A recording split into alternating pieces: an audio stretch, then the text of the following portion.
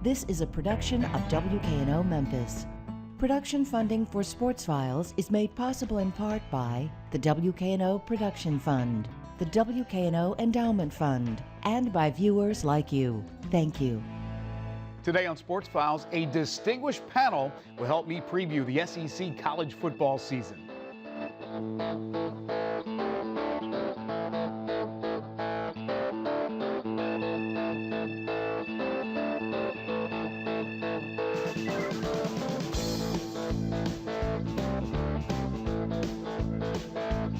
Ready or not, the 2013 college pigskin season kicks off tonight with more than a dozen games, including a big SEC clash in Nashville as Vandy hosts Ole Miss. The last 7 BCS champions have come from the SEC, and two-time defending champion Alabama goes into this season the consensus choice to make it 8 in a row. So what can we expect to see from the SEC in this final season of the BCS? Here to lend their expertise is award-winning journalist from the Commercial Appeal, Ron Higgins, former college coach and the man behind the terrific website CoachingSearch.com, Pete Roussel, and Mid-South radio personality Sean Arnell.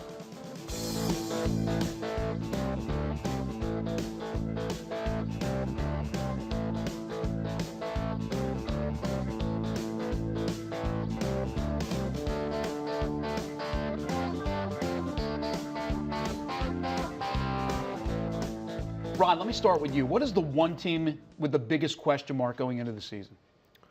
Boy, I tell you what, I mean, Auburn with Miles on, you don't know what you're really going to get.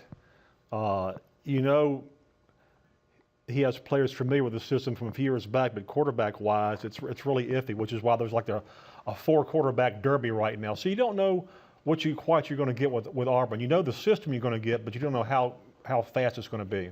Pete, you got 4 new head coaches in the SEC with Bielema, Jones, Stoops, and Malzahn. Which coach, in your opinion, do you feel will have the most success right out of the gate this first year, and then long term?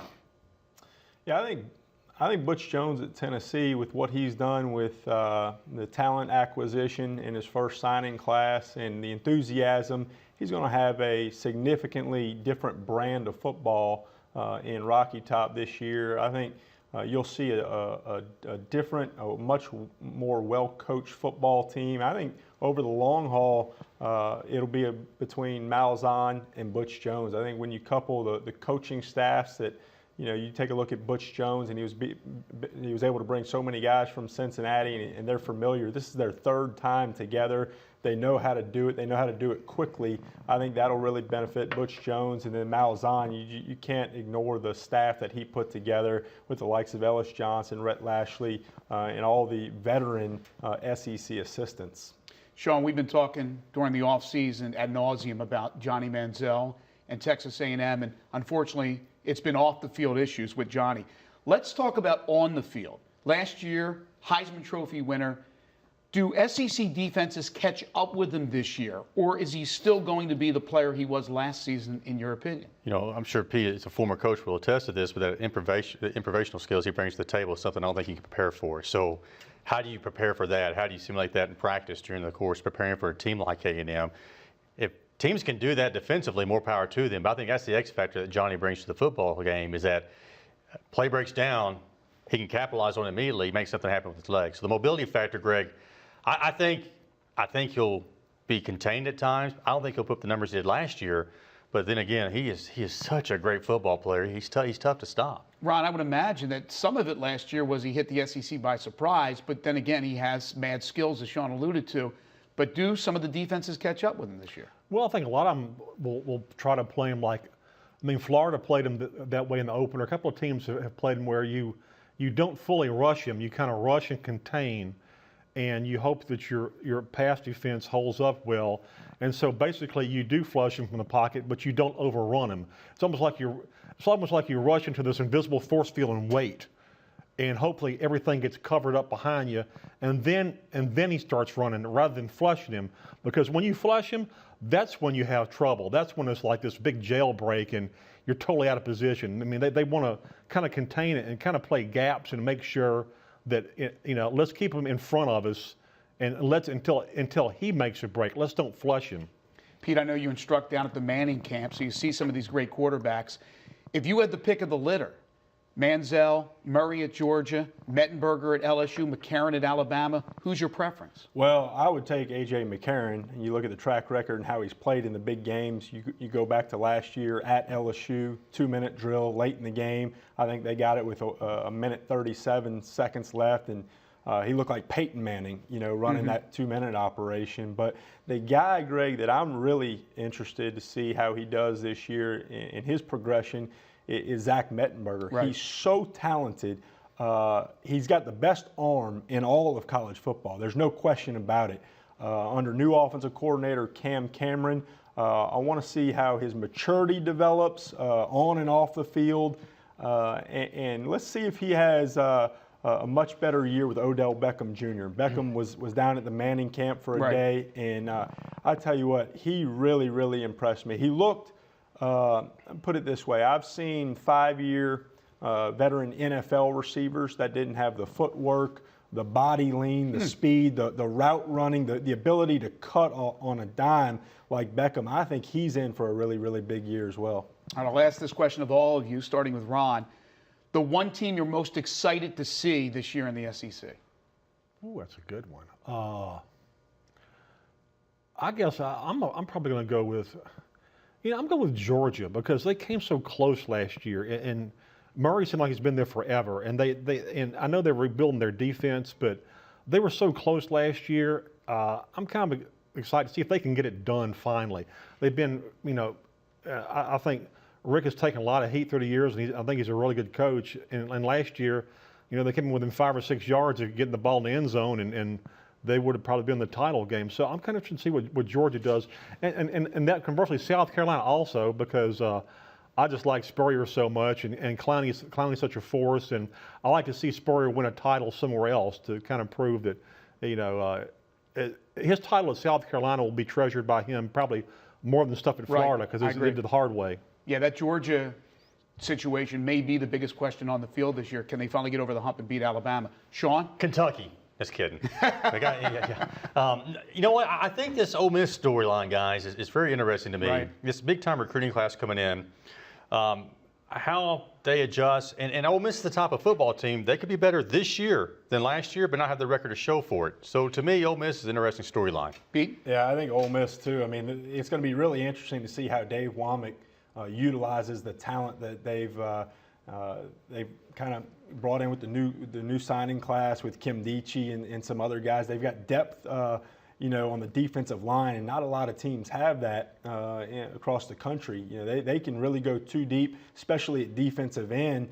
It's going to be interesting to see if they have a package kind of like the New York Giants used to have, where they had 3 defensive ends on the field at the same time, where they can rush Channing Ward, C.J. Johnson, and Kim Dichie at the same time. I think Ole Miss ought to have a really good third down defense, and that's going to help their overall team. Ron, earlier this month in the Commercial Appeal, you wrote about that's a bit of a controversy with the no-huddle offense in college football, specifically in the SEC. Malzahn, Freeze, they love it. They want to run it. Nick Saban, not so much. Brett Bielema was vocal about it at SEC Media Days. Your take on it? I think every coach is trying to get an edge, and if it's in the rules, it's okay. It's okay.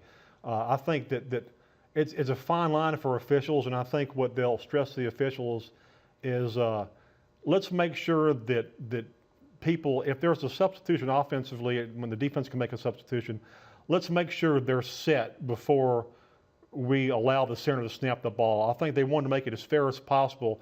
I saw games last year where guys were like running on the field, running to position when a ball was snapped. Right. And I think that's when coaches go crazy. Like, that's not fair.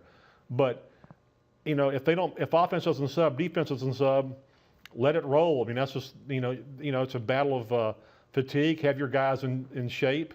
I mean, a few years ago when LSU handled Oregon, LSU went through, this massive, in the spring and in fall, just massive, having their defense stay on the field forever just to handle the pace of the game, and they handled it. So it's something you've got to kind of train for and get ready for, and you also have to be very, on the sideline, very organized with your substitutions. When they do substitute, you got to get guys on there quick and be ready. Pete, you're a former coach. Would you echo those sentiments? Yeah, the thing that nobody really talks about is a year ago, Alabama ran 65 snaps a game, and they win the national championship. And people talk about Gus Malzahn going up tempo and trying to get 80 snaps a game, but when they won the national championship with Malzahn as the offensive coordinator, they averaged 67 snaps per game. And I think that's one of the things that Hugh Freeze has done a great job of, is knowing how to help your own defense. Slow it down when you got to slow it down. You can't always go up tempo. And, that's the fine line. And sometimes the head coach has got to make the call. If he's not calling the plays, he tells through the headsets, tells the offensive coordinator, hey, we got to slow it down a little bit. But, like Ron just said, I think you're going to see referees this year do a little bit better job, be more conscientious of, hey, is the defense set? Or not just being on the field and getting the substitution patterns rotated, but, hey, are they ready to play? Sean, let me switch topics on you. The big change in college football, not just the SEC, is the targeting rules, which could lead to an automatic ejection from the game. Is there going to be a whole heck of a lot of controversy, and will it be early and often? This rule is weird to me because, again, you get ejected, they can review the ejection, but the penalty still stands. Exactly. So I think that's where it's going to get crazy at with the replay booth and what have you. But, yeah, look, every year, there's a person made an example of a new rule, okay, and it never fails. So I hope it's not in the fourth quarter. I hope it's not in a crucial part of the game. I mean, these coaches and players and fans work too hard, spend too much money for it to come down late in the fourth quarter, Greg.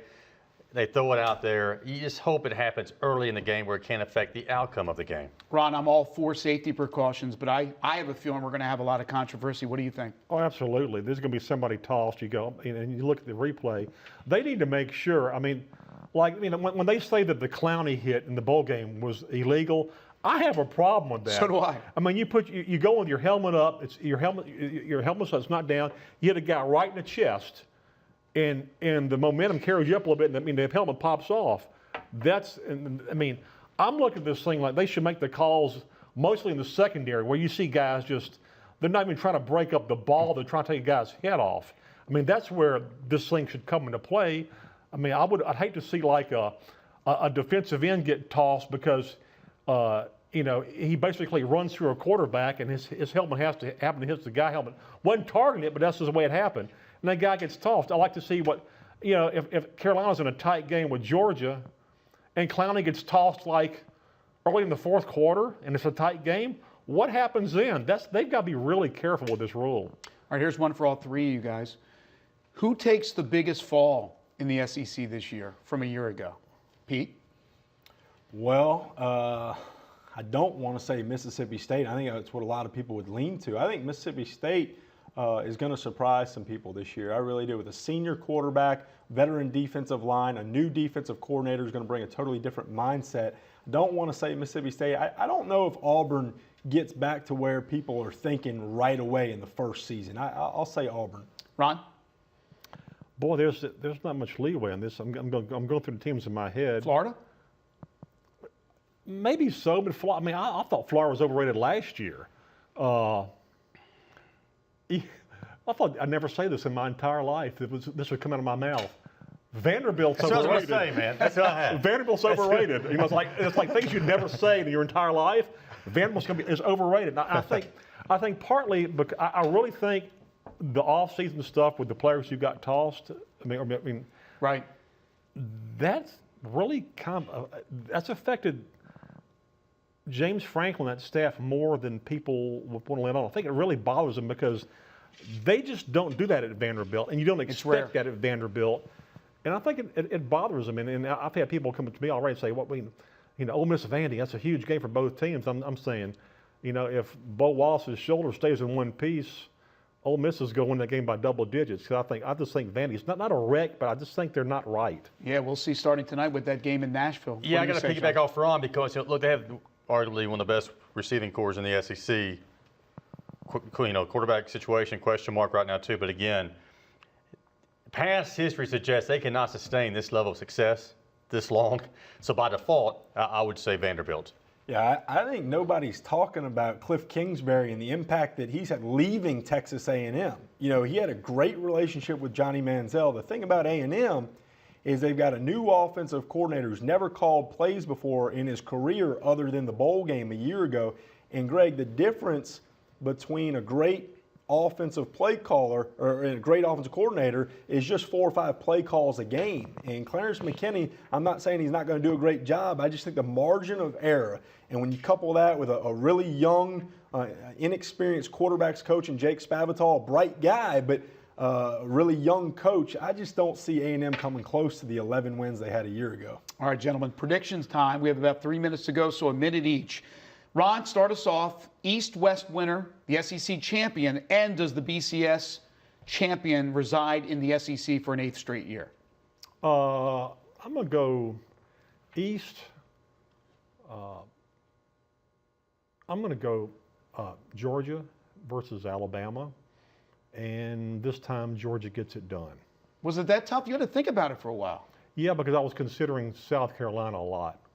In the West, I have no problems picking Alabama. I was just trying to, the Georgia-South Carolina dynamic always goes back and forth with me because to me, they're right together. And they play early in the year, but that doesn't mean anything because it always comes back around later in the year where somebody draws something. So Georgia, do they win the national championship then if they beat Bama? Did you say Georgia over Bama? Yeah, the right? Georgia over Bama and probably lose to Ohio State. Ohio State in the finals in the BCS championship game. Pete? Well, I don't think anybody's going to go undefeated in the SEC this year, but I do think Alabama and Georgia will meet again in Atlanta for the SEC championship. Don't count out Florida. I really think that Florida-Georgia game is going to go a long way in deciding the East, but I do like Mark Richt and his group to get back to Atlanta. I do think A.J. McCarron, the way that he plays consistently, week in and week out, I just like in a one-game situation, I like A.J. McCarron over Aaron Murray, and I like Alabama to win it all again. Crazy as it sounds, I got them beating Baylor in the national championship. Baylor? Wow. So that would be 3 in a row, 4 out of 5 for Alabama. Man, what's in that coffee cup? I know. I thought mine was a special sauce. But apparently Pete's is, man. I didn't think they Cheers. spiked this stuff. You drug tested this program? Sean, final word? It's amazing. We know that during this segment, Greg, college football season starts tonight. We have not mentioned LSU. Isn't that something? Have we not talked about LSU at all here? Point. I'm not going to say them right now either because I don't think they're going to win the West. But I like Alabama and Georgia also. Again, what Ron said about Georgia, how close they were last year. I like it. They quiet off-field issues for Georgia. Nothing crazy this year, just going about their business. As far as Ohio State, look, I'm an SEC guy, but guys, I think Ohio State may do it this year. I really do. So I'm going to take the SEC champ not winning the national championship game this year. All right, so 2 don't like the SEC champion be the national champion this year. Pete likes it. I like Bama and Georgia as well. I think Bama does it again. I think it's going to be tight, Bama and Ohio State. I think Bama wins the national championship. So we're split 2 apiece. Guys, enjoy the football season. Looking forward to seeing you guys throughout the next 4 months as we talk college football. Ron Higgins, thank you. Absolutely. Sean Arnell. You bet. Pete Roussel, thanks for being with us. I want his cup. We'll take a break. When we come back, our overtime segment.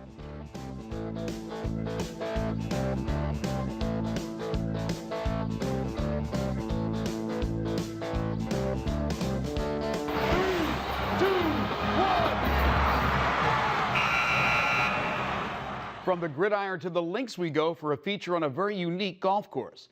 Miramichi Golf Course is located just outside Memphis and is one of just 10 courses worldwide to be honored with certification from the Golf Environment Organization. In addition, it's the first course in the United States to receive official Audubon Classic Sanctuary certification. And to top things off, it's just a fun yet very challenging course. Recently, I spent some time with Miramichi Director of Golf Greg King to find out more about this unique place.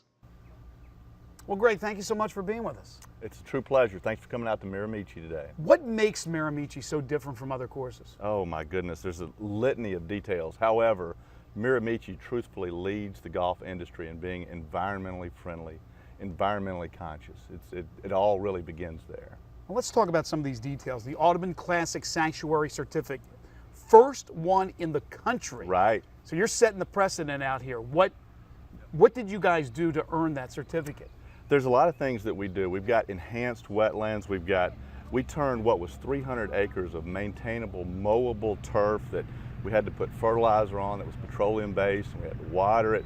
That's now less than 100 acres out there that is maintained. We've got wildflower areas. We've got the wetlands we're talking about, waste bunkers. It's turned into just this beautiful, beautiful sort of playground in which to play some golf. The decision was made, I would imagine, when Justin and his family purchased this golf course, that you were going to be environmentally conscious Right. of the surrounding area. And of course, you go back to the Cherokee Indians, and the Miramichi obviously is an Indian name. So they wanted to keep that intact and even add to it, which you have done beautifully.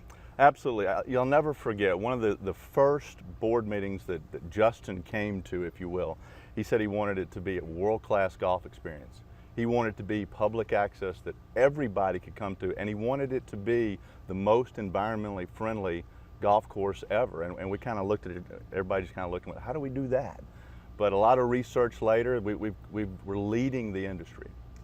Does somebody from the Audubon Society or people of that ilk, do they come out here a lot? Do they check up on you? We get recertified every year or two, and it all starts in sort of our agronomy, what we call our natural resource management center, where we're checking our irrigation that we have that goes to our irrigation lakes and what water comes onto our course. We're doing water quality testing, so it's fun. You've worked at other golf courses before. Right. How much more of a challenge is it keeping everything in check here, knowing that you don't want to disrupt the environment and what is natural around this course, while also putting in terrific holes and bunkers and things that you've added? Well, initially, early on, there's a lot more that you have to do to make things as environmentally friendly as possible. You have to figure out what areas are truthfully in play and what areas you have to work with for your landscape. And then a lot of the Audubon Classic Sanctuary certification is truthfully at our Natural Resource Management Center, where we've got a wastewater system where we wash off our machinery, all that grass and everything that is on a machine after it's been out there. It goes through these filters, these microbes, get all that. And so that water that goes through that system, you literally can drink it after it goes through that system. And that's just one of many spokes on the wheel that we have that help us sort of keep going with those certifications. What's on the horizon? Well, as far as golf goes, Paul Harless and Lynn Harless and Justin, we're sort of working up that ladder of not only competitive events, but also we're looking forward to maybe some celebrity am or pro-am or that kind of fun, really cool stuff. Well, Justin was associated with a tournament in Las Vegas, right, and I'm sure he's played in a lot of celebrity events. So I know they have one in Tahoe, but something of that nature possibly for the future at Miramichi? You never know. I mean, I think it's a natural fit with Justin Timberlake being from Memphis that maybe there can be some great tie-ins with St. Jude and what's going on with our tournament. I think that maybe we could augment to what they have going on at Southwind with the FedEx St. Jude Classic. You have taught an awful lot. You have coached at MUS for a number of years with their high school team, and now you're more on the business side of things, running this golf course. Do you enjoy what you're doing now, really behind the desk? Absolutely love it. I've got a lot of responsibilities that are not only the golf operation side, but have some say in food and beverage, and it's a lot of fun what I do. I think I always say that I've got the greatest office of anybody I know. You have a terrific staff that instruct and teach, right, like Jennifer Jordan, like Bobby Cochran and others. Talk about that, because people can come out here obviously and learn the game at a first-rate golf course. Yeah, additionally, Justin was really, really excited when we were talking about growth of the game. That's one of the big driving forces here with our team. Jennifer Jordan, our lead golf instructor, has done an amazing job taking just from the grassroots beginning an operation. We've got junior clinics, great programming, ladies clinics, ladies leagues, beginner clinics, and so she and Bobby Cochran and I we're really busy, especially this time of year, not only running the operation but trying to help people with their game. Strictly from the golf course side, and aside from the beautiful golf course that it is and everything we talked about with the Audubon Classic Sanctuary, from the actual challenge of the golf course, how tough is it? Ooh, very difficult golf course. It ranks up there as from the tips, the course rating and the slope rating, very challenging. The neat thing about Miramichi is that it challenges golfers truthfully of every caliber. We've got 5 sets of tees, not only the way back 7,500 yard set of tees, but it goes forward. So truthfully, as long as you can sort of keep the ball progressing forward, somewhat directed, you can do just fine out here. You'll have fun. I know on this land, this acreage, way back Right. before Miramichi, Big Creek, there was always the issues of flooding. Right. Has that been taken care of, or is there still that problem out here if it rains an awful lot? That is a work in progress, and we're a whole lot better than we used to be, and that's one of those things that you have to work with and get the blessing from the Army Corps of Engineers and be very respectful to your neighbors. So we're working through those each and every year and improving what we do. Greg, I absolutely enjoyed talking with you. Best of luck, continued success. Thank you so very much. Really appreciate it. And that'll do it for this week's show. Remember, if you've missed any of our previous shows, you can see them anytime you want by going to our website, WKNO.org, and clicking on KNO Tonight. Enjoy the kickoff of the college football season, and we'll see you next time.